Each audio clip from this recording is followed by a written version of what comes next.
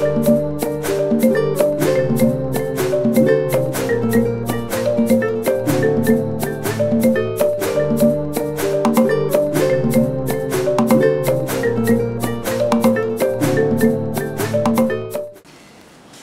nous l'avions promis lors du lancement de Guinée-Gouv, notre engagement est de tenir régulièrement des points de presse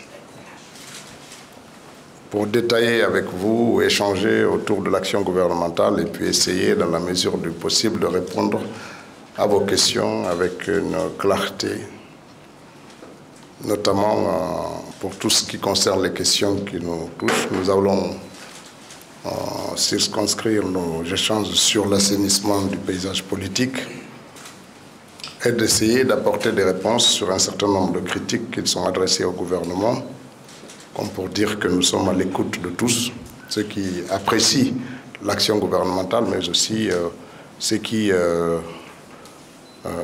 apportent des critiques, parce que c'est dans cet échange-là, dans ce dialogue de critiques, d'écoute et de réponse que les progrès peuvent naître, peu importe le secteur dans lequel nous agissons.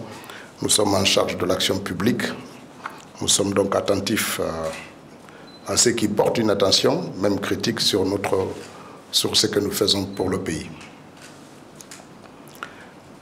Comme vous le savez, à travers le ministère de l'Administration du Territoire, il a été démarré depuis quelques mois une procédure d'assainissement de l'espace politique, et celle-ci s'appuie sur une loi organique qui date de décembre 1991, donc qui est bien antérieure au CNRD, qui gouverne les partis politiques dans une charte que nous avons librement élaborée, puisque la charte des partis politiques est un document qui vient des partis politiques.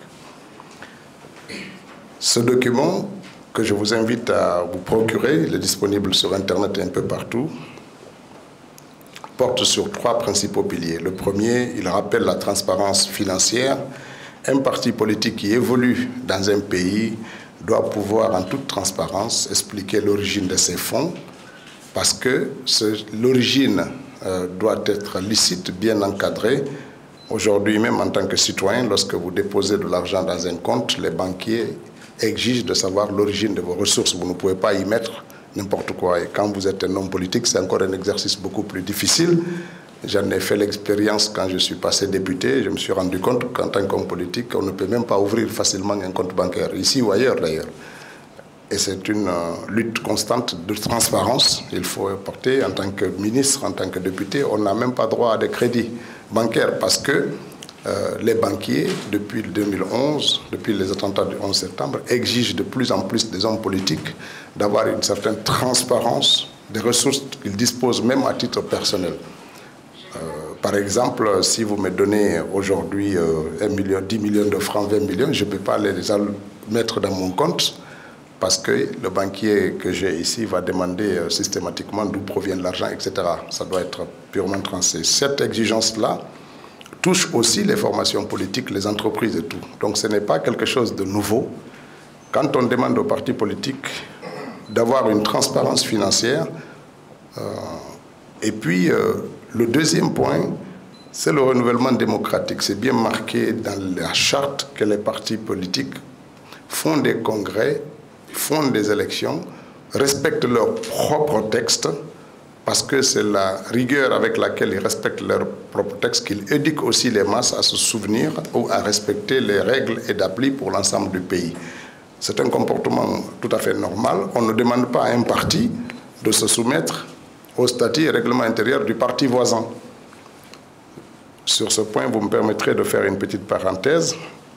Lorsqu'un parti est agréé, il vient avec ses textes qu'il a librement élaborés. L'administration qui agrée vérifie 2 choses. Premièrement, que ces textes sont, dans la Constitution, sont conformes aux textes de la République. Par exemple, ils ne me remettent pas en cause le caractère républicain de l'État. Donc on vérifie la conformité des textes qui sont élaborés librement par les militants et sympathisants pour dire qu'ils sont conformes aux textes fondateurs, qui sont la Constitution et autres lois organiques. Ensuite, le parti, les membres du parti s'engagent à fonctionner suivant les textes qu'eux-mêmes ils ont librement élaborés et donnent le cutis à l'État de surveiller, de garantir ce fonctionnement. C'est comme notre pays, lorsque nous allons nous doter de la prochaine loi fondamentale, c'est les Guinéens qui vont écrire cette loi, qui vont débattre de cette loi, qui vont l'adopter, et après on va aller dire à la CEDEAO, à l'Union africaine, que nous nous engageons à respecter notre loi fondamentale. Mais lorsque vous ne respectez pas votre loi, vous acceptez que la CEDEAO, la francophonie, l'Union européenne vous sanctionnent. Ils ne vous sanctionnent pas par rapport à la loi fondamentale du Sénégal ou de la Côte d'Ivoire. Ils vous sanctionnent parce que vous avez dérogé à des règles que vous vous êtes dotés librement. Donc lorsqu'on exige d'un parti politique qui a inscrit librement qu'il doit faire des congrès tous les 3 ans, tous les 5 ans, on lui demande de le faire, on n'est pas en train de lui dire de faire comme un parti qui a dit que nous, une fois qu'il y a le congrès, une fois, on n'a plus de congrès. Mais si vous dites que vous devez faire des congrès régulièrement, vous devez accepter de vous soumettre à cette exigence que vous vous êtes doté et puis faire.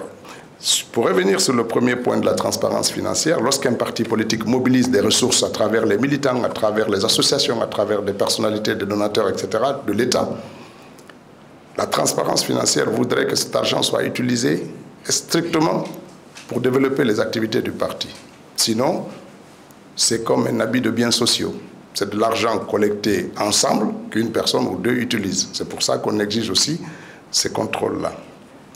Et le troisième point qui est marqué là-dessus, c'est le respect des statuts et des règlements intérieurs que vous vous dotez librement. Donc c'est très important de comprendre que le rappel que l'administration du territoire est en train de faire là aurait dû être fait depuis très longtemps. L'objectif, ce n'est pas de fermer un parti. L'objectif, ce n'est pas de lutter contre des grands ou des petits partis politiques. L'objectif est de dire, si nous voulons faire la refondation, elle commence quelque part. Bien sûr, vous voyez cette lutte contre la corruption que l'État a engagée, il y a des choses nouvelles qui se passent en Guinée. Dans le temps, un acteur politique en activité, on ne peut savoir où le mettre en cause devant la justice, c'est une fois qu'il n'est plus aux affaires et que ça a duré. Aujourd'hui, vous voyez que même les gens qui sont aux affaires actuellement, lorsque la justice s'intéresse à leur cas, ils sont diligentés comme pour n'importe quel autre citoyen avant ou maintenant. Donc c'est des pratiques nouvelles. Si on parle de refondation, c'est pour aussi habituer dans les partis politiques, dans l'administration, dans la vie en société, que les règles que nous nous donnons doivent être observées parce que c'est grâce à ça que nous vivons en paix et dans la quiétude pour chacun d'entre nous. Donc c'est très important. Alors évidemment, une des critiques qui a été la plus portée, celle qui consiste à faire croire que cette activité d'assainissement vise à museler un parti ou deux partis ou les grands partis, comme on a tendance à le dire. Mais permettez-moi de le dire ici, à la suite de la communication qui a été tenue par le ministère de l'administration du territoire et soutenue par le gouvernement, que c'est une loi commune qui est en train d'être appliquée à tout le monde, tous les partis, que le parti n'ait que 10 militants, ou qu'il ait 1 million de militants dès l'instant qu'il a bénéficié de l'onction de l'État avec un agrément, on les applique la même règle. Quand on a dit au parti, vous avez 90 jours ou 45 jours pour vous mettre en règle, on n'a pas dit les grands partis 90 jours, les petits partis 45 jours, on a dit à tout le monde, vous avez tel délai pour faire telle et telle activité. Donc c'est une activité tout à fait normale et que nous continuerons à le faire. Cet assainissement concerne aussi la vie publique dans les administrations et vous le suivez, c'est dans ce chapitre qu'il faut compter cette lutte contre la corruption qui prend de plus en plus de formes. Il y en a qui croient qu'il y a plus de corruption maintenant que par le passé. Il faut soutenir que de plus en plus la corruption est devenue un phénomène qui est immédiatement médiatisé. C'est plus médiatique qu'aujourd'hui qu'hier parce que l'information circule plus vite, les canaux de communication sont partout et chacun peut être d'une certaine manière un acteur de communication et donc ça fait que c'est public et c'est parce qu'il n'y a pas l'État, il n'y a pas d'entrave publique, il n'y a pas d'entrave de l'État que tout ceci se déroule dans de bonnes conditions. Et le principe de rendre compte, vous nous voyez régulièrement, les ministres chaque année passent, on refait le point, pour faire le point sur l'évolution des dossiers qui ont été les leurs, la mise en exécution des budgets qu'on les a confiés, la même obligation de rendre compte des ministères et d'évoluer à tous ceux qui ont en charge un bien commun, qu'il soit un parti politique, qu'il soit une administration. C'est quelque chose que nous encourageons et que nous voulons soutenir. Et puis l'autre point qui est important, que je souhaite également aborder ici, c'est les questions qui sont souvent très vives concernant les atteintes à la liberté d'expression ou des mesures qui seraient prises pour museler telle ou telle personnalité. Je l'ai dit lors de mon dernier point de presse, que chacun d'entre nous a le droit d'expression, a le droit de s'exprimer, a le droit de la critique. Ce qui est souvent difficile à appréhender, c'est faire la part des choses entre ce qui est l'opinion, l'expression, la critique, et ce qui est la diffamation, le discrédit. Si tout est parole, il y en a qui sont admises, acceptées, il y en a qui sont répréhensibles pénalement et socialement. C'est en cela qu'il est important de faire la distinction. Et votre corporation des journalistes, vous connaissez bien comment tout ça se permet. On ne pourrait pas remettre en cause la liberté d'expression, même si elle n'est jamais parfaite nulle part, parce qu'elle tient compte du contexte, elle tient compte des situations des pays, mais celle-ci est en progression depuis les années dans notre pays et ce progrès va continuer. Donc cette liberté ne saurait être mise en cause ni par notre gouvernement, ni par personne. Nous essayons de faire en sorte que ceux qui prennent la parole publique agissent en toute liberté et en toute responsabilité pour faire en sorte que notre pays développe la contradiction publique, les débats et les échanges dans le respect des règles, dans le respect des personnes et de leur dignité. Cette liberté, bien que nous la protégeons et nous la déclarons, exige de nous une part de vigilance parce que les mots peuvent servir aussi bien à nourrir le débat, mais peuvent aussi s'aimer la confusion et exacerber des tensions dans le pays. Bien que le débat soit nécessaire pour les progrès, lorsque cela porte la confusion et exacerbe les tensions, cela peut conduire à des catastrophes. L'État a la responsabilité de veiller à ça. C'est pour ça que nous faisons souvent des rappels sur ce point-là pour faire en sorte que ceux qui débattent, ceux qui critiquent, aient des espaces pour le faire et le temps pour le dire, mais aussi qu'ils agissent en toute responsabilité politique, alors que cela soit des journalistes, des leaders politiques, des syndicalistes, des membres du gouvernement, de la société civile. Chacun peut pleinement profiter de cette liberté d'expression, mais sans perdre de vue la responsabilité qui accompagne la prise de parole dans l'espace public. Parce que cette liberté garantit aussi la pluralité des opinions et des partis politiques, même dans notre pays qui essaye de construire une démocratie vivante qui donne de la place à chaque opinion. Cela est important et ne pas faire attention à cela serait une faute. Je vais faire une parenthèse simplement pour rappeler une tragédie que nous avons vécue il y a quelques années où des journalistes ont été pris à partie parce qu'ils publiaient des dessins et des caricatures au nom de la liberté d'expression. Mais la responsabilité peut-être aurait exigé qu'ils tiennent compte du contexte, de la sociologie, de la compréhension de l'information et de ce que ça peut apporter comme drame pour certains. Cette confusion-là, dire que oui, la liberté, je peux dire tout. Non, à ce moment-là, cette tragédie rappelle à l'humanité tout entière qu'on ne peut pas dire tout au nom de la liberté d'expression. On tient compte des contextes, des sensibilités et de beaucoup de facteurs. Ne pas tenir compte de ça, c'est manquer de responsabilité et c'est très important. Donc d'un côté, il y a la liberté qui exige qu'on s'exprime librement. La responsabilité nous oblige à faire de la retenue en tenant compte des contextes, des situations et des acteurs. Voilà en quelques mots ce que je souhaitais dire en introduction par rapport à cette conférence, à ce point de presse qui nous réunit ici. Et je suis tout à fait disposé à répondre à vos questions. Merci beaucoup.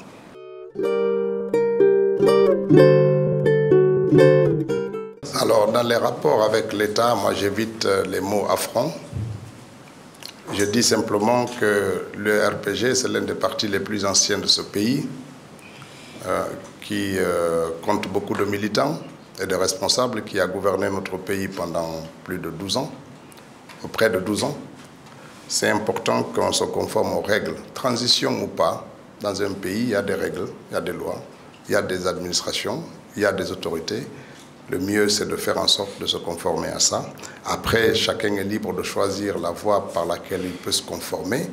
Il n'appartient pas au ministre des Transports et porte-parole de dire ce qu'il va en faire. Le ministère qui a pris l'injonction envers ce parti politique dispose suffisamment de moyens pour faire respecter sa décision. Et ça, c'est important.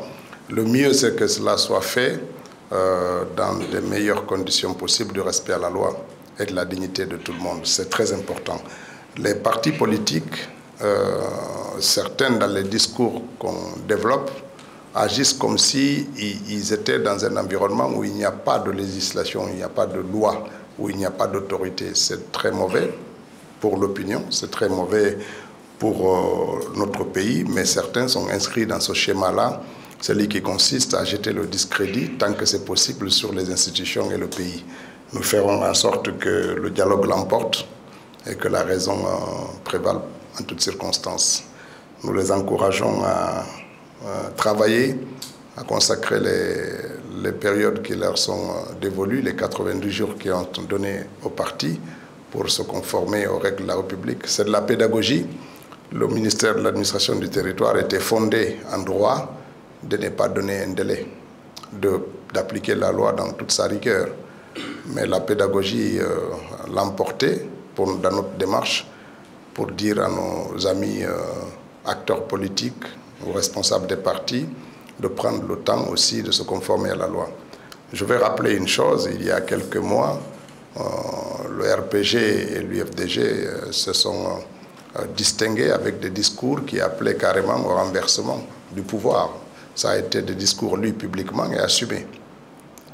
La loi, si elle était appliquée dans sa rigueur, conduirait les responsables devant les tribunaux, parce que l'article 32 ou 34 de la charte des partis politiques condamne fermement et fixe des peines de prison, même très sévères par rapport à ce type d'appel de discours en direction des leaders politiques. Donc, mais cela n'a pas été fait. L'administration du territoire a convoqué les acteurs de ces partis et il y a eu des discussions. Et je pense que ça s'est très bien terminé parce qu'il n'y a pas eu ni de réprimande ni de répression de l'État. Ça veut dire que le gouvernement est attentif, aussi bien dans les discours qui sont tenus, mais aussi par le comportement des acteurs. Et notre première intention est de faire de la pédagogie avec l'espoir que chacun va mettre un peu d'eau dans son vin pour que notre pays continue dans le schéma qui est le nôtre, celui de l'apaisement. Et voilà, maintenant, après, si la pédagogie ne l'emporte pas, la coercition existe, l'État sait aussi cela, il y a des règles et des moyens pour faire en sorte que sa décision soit appliquée. Le plus important pour nous, c'est que tout ça se fasse dans une bonne acceptation des acteurs. Et c'est mieux.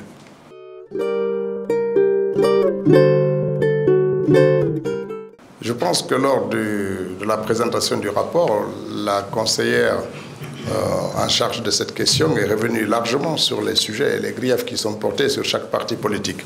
Il faut dire que cette évaluation a donné lieu à l'élaboration d'un procès verbal que chaque parti politique a reçu sur les manquements. Vous prenez par exemple l'UFR, l'UFDG, le RPG.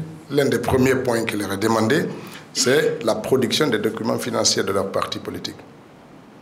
Ça ne devrait pas donner lieu à un contentieux, puisque ces partis sont censés clôturer un exercice financier, faire des rapports, certifier ces comptes par des cabinets agrémentés et les déposer à l'État. C'est ce qu'on demande à l'État aussi. Quand nous finissons l'exercice budgétaire, nous clôturons. Après, nos comptes sont évalués par la Cour des comptes, déposés, et qui peuvent donner lieu à une autre évaluation par des audits, soit commandités directement par le pouvoir exécutif ou par des institutions financières. Mais on est obligé de faire un rapport d'activité. Et c'est à l'issue de toutes les vérifications possibles qu'on fait une loi de règlement pour dire que l'exercice est clôturé. Donc l'État est soumis à cet exercice-là. Si on demande à un parti de le faire alors que la loi à laquelle ce parti est soumis le prévoit, ça ne devrait pas donner lieu à un contentieux. Ça peut donner lieu à un retard, mais pas à un contentieux. Voilà l'intention de l'État. Le deuxième, c'est les congrès. Ce n'est pas le gouvernement qui a inscrit dans leur statut qu'ils doivent faire des congrès à période. Certains de 5 ans, certains de 7 ans, certains de 2 ans. Ce n'est pas l'État qui a inscrit ça là-bas. L'État leur dit de se conformer à ce qu'ils ont écrit dans leur propre texte. Et c'est très important ça. Ça ne devrait pas donner lieu à un contentieux, parce que les mécanismes de passage au congrès, ils les ont prévus. Les règles qu'ils doivent être appliquées pour les congrès, ils les ont prévues eux-mêmes. Ce n'est pas l'État qui les demande. Et on ne demande pas à l'UFR de fonctionner suivant les règles de l'IFDG ou à l'IFDG de fonctionner suivant les statuts du RPG. Chaque parti, ils sont différents dans leur statut. Et on leur demande de se soumettre à ça. Ça ne doit pas donner lieu à un contentieux. En tout cas, c'est ce que nous pensons. C'est pour ça que ces délais sont octroyés pour permettre à chacun de se... Et puis montrer aussi la bonne volonté de l'État, pour dire que ce n'est pas dans la répression qu'on est. On est dans la pédagogie. Et c'est très important. Donc nous les invitons à s'acquitter à ça, parce que là, ils ont 90 jours, mais ils avaient déjà eu 90 autres jours qui avaient été octroyés. Ils n'ont rien fait. Ils n'ont rien fait du tout. Et là, on leur dit encore, revenez, soyez plus coopératifs. Vous avez encore 90 jours. Mais si à l'issue de ça, ils ne le font pas, ben, ils subiront la loi. Il y a sans aucune... Parce qu'on dit à l'opinion que nous sommes attentifs. Mais on ne peut pas être attentif en encourageant n'importe quoi. Et c'est très important que ces partis politiques-là prennent ça. Les griefs sont énormes. Moi, pour ce qui est de l'IFDG que je connais un peu plus, le congrès de l'IFDG, il y en a plusieurs. Quand vous êtes à l'échelon le plus bas, qui est le comité de base, les élections, c'est tous les 2 ans. Quand vous montez un peu plus au niveau des sections, c'est tous les 3 ans. Quand vous allez encore un peu plus au niveau des fédérations, c'est tous les 5 ans. Et c'est ce qui donne lieu au congrès tous les 5 ans. Or, il se trouve que tout ça n'est pas observé depuis 2015. Alors que depuis 2015, ce n'est pas le CNRD. Ça veut dire que depuis 2015, en 2017, on aurait dû renouveler nos structures de base. 2018 aussi, 2019 aussi, 2020 pour le congrès. Si on ne l'a pas fait, on donne le temps de le faire, mais faisons-le. Pourquoi on ne devrait pas pouvoir le faire alors que c'est nous qui avons écrit qu'on doit faire des congrès par période? On aurait pu dire dans nos statuts qu'on ne veut pas de congrès. Si ça a obtenu l'agrément, mais personne n'allait nous demander de faire des congrès. Parce qu'on nous demande de nous conformer. J'ai entendu, ou j'ai lu une tribune d'un avocat célèbre que nous avons dans notre pays, qui se posait la question sur l'intrusion de l'État dans le fonctionnement des congrès des partis politiques. J'étais étonné. Moi, je vous invite à voir. Il n'y a pas d'espace, même dans les associations comme l'Organisation guinéenne des droits de l'homme, là, qui est une ONG. Si elle ne fonctionne pas suivant son règlement intérieur et ses statuts, l'État est en droit d'intervenir. C'est ça un agrément. Il n'y a pas une structure qui se forme, même dans les associations religieuses, là. S'ils commencent à faire des prêches qui perturbent les règles de fonctionnement auxquelles ils doivent être soumis, l'État est en droit d'intervenir. On intervient même pour nommer des imams. L'État intervient sur tous les aspects là, parce que c'est prévu en amont. Et donc, que cette interrogation vienne de nos avocats, on peut voir ça comme une manière de s'aimer la confusion, comme si c'était un abus d'autorité que l'État faisait. Voilà. Mais comme c'est des avocats, ils ont le crédit de la bonne compétence. Si le statut prévoit de leur devoir, l'État exige la soirée des 45 pour les 90 jours, à quoi peut-il s'attendre? Alors, ça peut aller jusqu'à la dissolution du parti. C'est-à-dire que la dissolution, on va les retirer leur agrément, simplement. Après, ça peut être des associations de fait, mais ils n'auront plus le droit d'agir en tant que parti politique. Parce que c'est tout. Si un club de foot ne respecte pas les règles de la FIFA, on ne l'interdira pas de jouer dans son propre terrain. Mais il pourrait ne plus participer à aucune compétition de la FIFA. C'est aussi simple que ça. Si vous voulez participer à des élections dans le pays en tant que parti politique, vous vous soumettez aux règles du pays. Sinon, ce n'est pas possible. Donc ça, s'ils ne respectent pas les règles et les exigences de l'administration du territoire, ça peut aller jusqu'à la dissolution. La dissolution, c'est simplement un retrait de leur agrément, c'est tout. À partir de là, on considère qu'une telle formation politique n'existe plus pour l'État. Après, les membres peuvent se réunir, faire autre chose, mais ils ne pourraient plus agir en tant qu'organisation politique.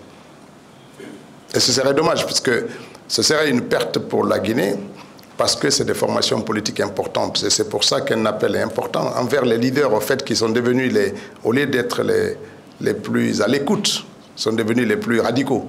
Et c'est dommage, parce que lorsque c'est les radicaux qui sont à la tête, après, il n'y a plus d'entente. Sinon, ce serait très bien, parce qu'il y a toujours des passerelles de dialogue entre l'administration du territoire et les partis politiques. Si pour des questions financières ou tout ça, on ne peut pas le faire, il y a toujours des possibilités de venir dialoguer pour essayer de trouver des espaces mieux aménagés pour faire. Ça, c'est mieux que la défiance systématique.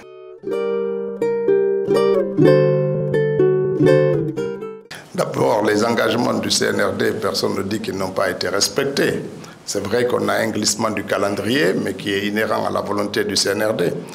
Nous, on a accepté de faire ça, mais on n'a fait que rallonger les délais. C'est les mêmes délais qu'on offre aux partis politiques en rallongeant les délais pour se mettre en conformité. Donc, on s'applique les mêmes règles qu'on les a appliquées.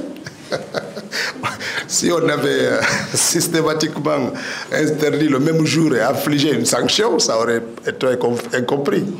Donc, on les donne le temps de faire, donner du temps au CNRD de faire ses engagements. Donc, on est quitte.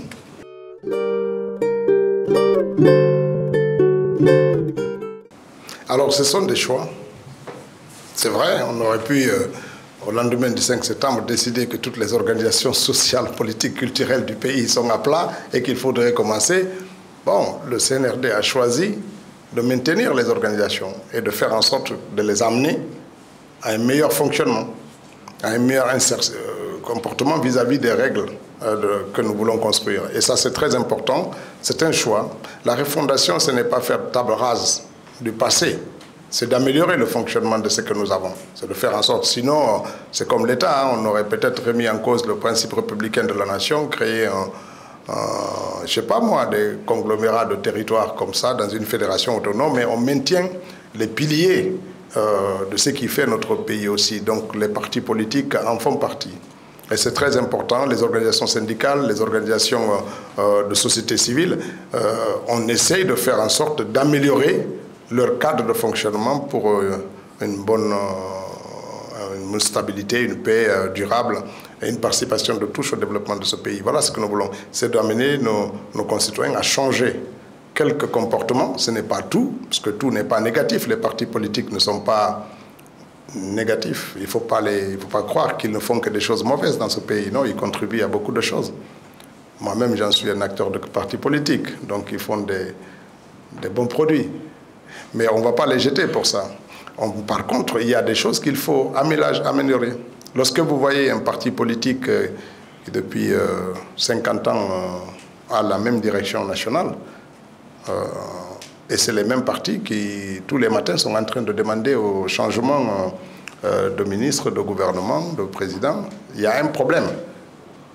Eux-mêmes doivent accepter de changer. Et c'est très important. Dans ces derniers jours, j'ai eu une discussion avec un ami qui me dit « Pourquoi tel et tel leader ne cède pas ?» La réponse, il me dit « Mais non, mais parce qu'ils sont aptes. » Mais oui, ils sont aptes. Mais alors, Obama est apte. Hein? Mais ça change. J'ai dit Baouri, par exemple, il était apte hein, quand il a cédé le parti et la place au doyen Bamamadou. Mais c'est parce qu'en ce moment-là, il a estimé qu'il y avait des paramètres qui étaient mieux pour le développement du parti que Bamamadou portait que lui. Bamamadou est arrivé dans notre parti, il estime à un moment donné, ce n'est pas parce qu'il était inapte, non. Donc il y a des exemples ici dans ce pays. Il faut faire en sorte que... Et puis le fait de céder une place ne vous met pas en dehors de la politique. Surtout dans un pays où on est en train d'adopter dans notre projet de pré-constitution là, on est en train de promouvoir les candidatures indépendantes. Ça veut dire que même si tu n'es pas à la tête d'un parti politique, si tu as encore le public et tout ça, tu peux concourir parce que les candidatures indépendantes sont en tout cas dans le projet de constitution inscrit. Donc c'est quelque chose d'important. Si tu disais que tu ne pouvais pas être candidat si ce principe exigeait que ce soit les partis qui présentent, tu allais dire, ouais, si je ne suis pas là, je suis exclu. Mais même si tu n'es pas à la tête d'un parti, tu peux être candidat. C'est quand même quelque chose d'important et qui devrait rassurer pour encourager ces changements au lieu que ce soit de la rigidité. Il Franchement, il y a des partis, quand vous regardez la direction nationale, vous allez croire que c'est les compagnons de l'indépendance qui sont encore assis, quoi. C'est gênant. Est-ce qu'on peut imaginer Ousmane Daouda candidat indépendant à la prochaine élection présidentielle? Non, non, non. Non, je ne serai pas candidat, et je l'avais déjà dit. Ni indépendant, ni par un parti politique. Moi, mon candidat, c'est Mamadi Doumbouya. Et là-dessus, nous, on est clair. Hein. J'espère qu'il entendra la voix que nous sommes en train de porter et que le président s'en... Mais il a dit qu'il n'est pas candidat.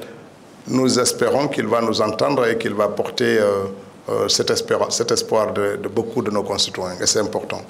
Nous travaillons pour ça et nous espérons qu'il est fier du résultat que nous donnons au pays et que c'est nous qui l'avons mis devant pour ces résultats obtenus et qu'il est fier aussi et qu'il écoute ce qui sort de l'opinion publique guinéenne où la grande majorité des Guinéens sont quand même très contents des actions de la refondation depuis le 5 septembre. Je pense qu'il entendra cette voix-là aussi, même s'il y a quelques voix dissonantes, ce qui est tout à fait normal, mais j'espère que le chef de l'État entendra notre voix et qu'il va porter les couleurs de cette prochaine campagne. Est-ce que vous avez fait une question? Pardon? Merci, doyen. Les doyens se permettent, il faut les permettre.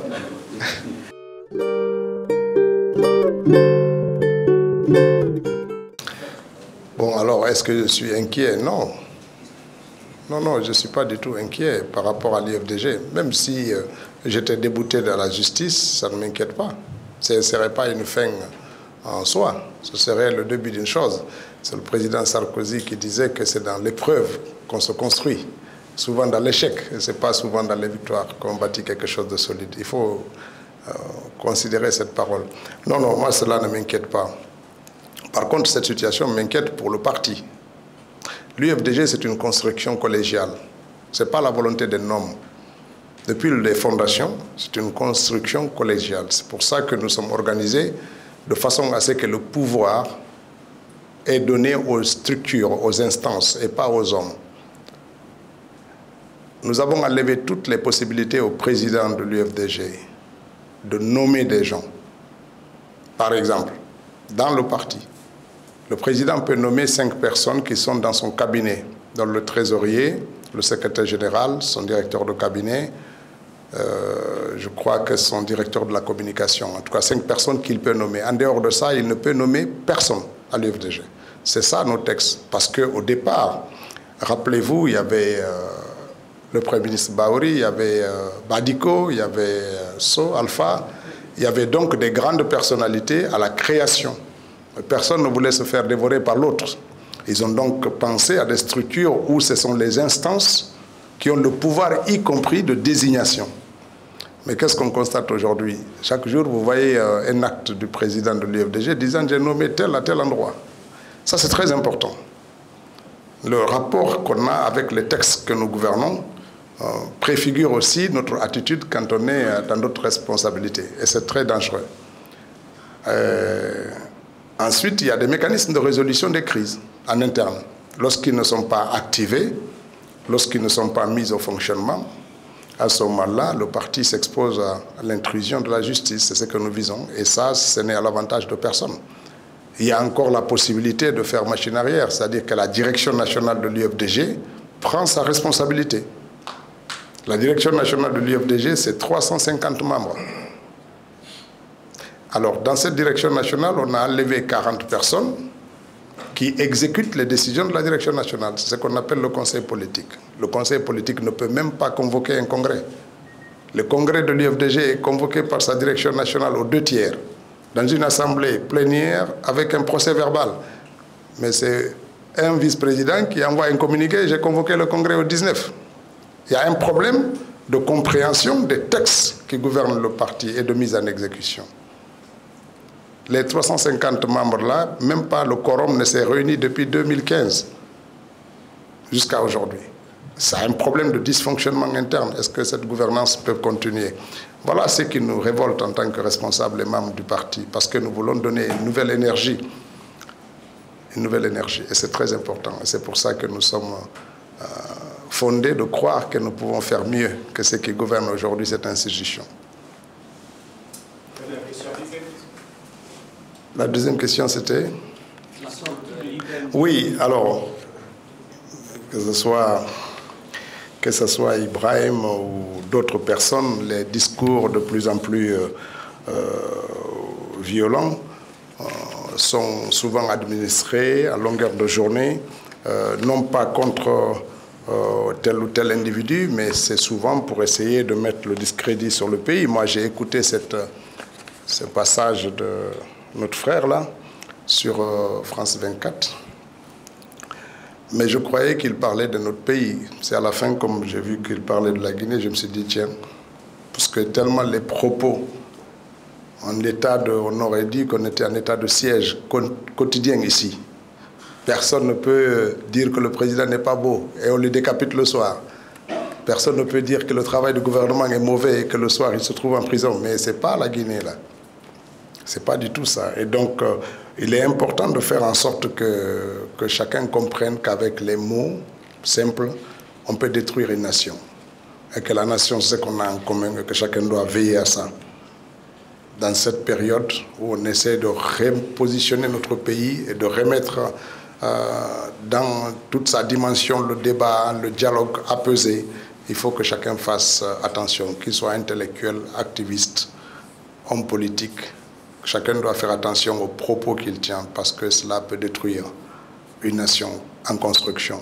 Et nous les invitons à cela. Cela ne devait pas dire qu'ils doivent se taire. Lorsqu'ils estiment que la critique est nécessaire, elle doit se dire. Mais la critique, c'est une chose. Le discrédit et la diffamation sont une autre. Nous devons faire la part des choses et c'est à ça que nous invitons nos collègues et nos concitoyens.